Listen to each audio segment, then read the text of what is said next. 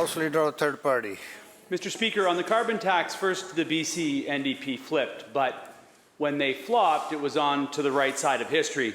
And while the United Liberal Conservatives chase runaway political rhetoric, this BC NDP government remains committed to the carbon tax, one important tactic to address runaway climate change. Gratitude to the Premier and his ministers. We stand with them in this effort.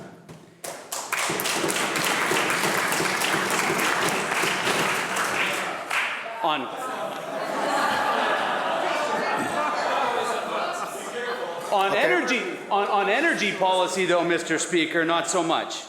They failed to set binding climate targets, to track and report progress, and most notably to rapidly wind down fossil fuel production.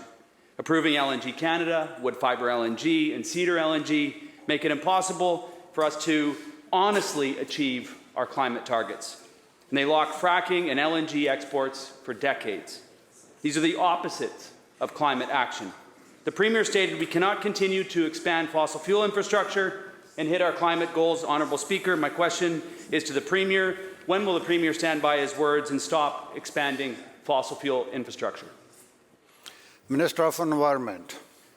Thank you very much, Mr. Speaker, and thank you to the member both for the question and for his obvious commitment to action on climate change. We do, however, disagree on a number of matters. The member opposite and many people unfortunately focus on a narrow band to say none of the actions that we're taking in our comprehensive Clean BC plan is a commitment to meeting our climate targets. That's simply not true.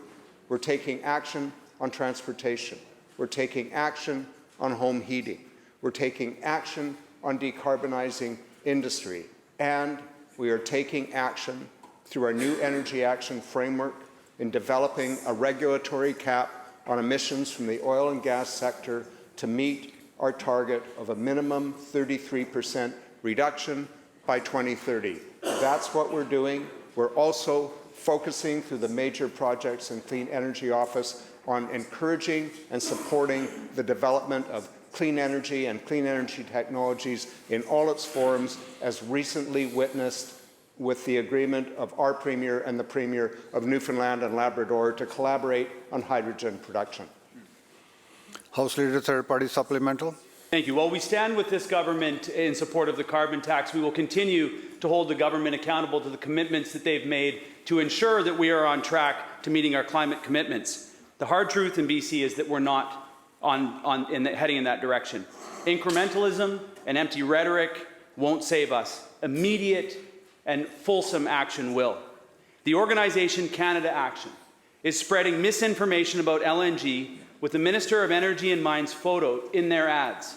Does she know that she's become the face of LNG and greenwashing? LNG does not reduce global emissions, as leading experts have repeated time and again. LNG will not be net zero, regardless of how many carbon offsets they purchase. So my question, Honourable Speaker, is to the Minister of Energy. What will she do to ensure that she does not continue to be the face of LNG in their misleading ad campaigns? Minister of Energy and Mines. Thank you very much, Honourable Speaker. Thank you, and thank you to the member for the question. And yes, he's absolutely correct that my face may have appeared on ads of what companies want to put out there. Mr. Speaker, it doesn't change what this government stands for, and it doesn't change what I stand for. Mr. Speaker, following on the words of the Minister of Environment, this government takes climate action extremely seriously, has set in ambitious targets and a comprehensive Clean BC plan that has an extensive set of policies across all sectors to drive our emissions down. We know that we need to do this in a way that works for communities and works for people, and that's why we set up the new Energy Action Framework. We have the oil and gas emissions cap that's coming in. We know that this society is transitioning from fossil fuels into clean energy. The Clean Energy and Major Projects Office has been stood up to direct companies into government so that we can help them through the regulatory processes. We can help them make their final investment decisions. We've seen so much interest in hydrogen. We're seeing interest in biofuels. We know that mines want to electrify. We're working directly with Indigenous nations, with First Nations, to increase their equity stakes and the benefits that they'll receive from clean energy. Mr. Speaker, we are going to stay focused on this, laser focused on this. I appreciate the members' attention to this, and I appreciate the question. Thank you.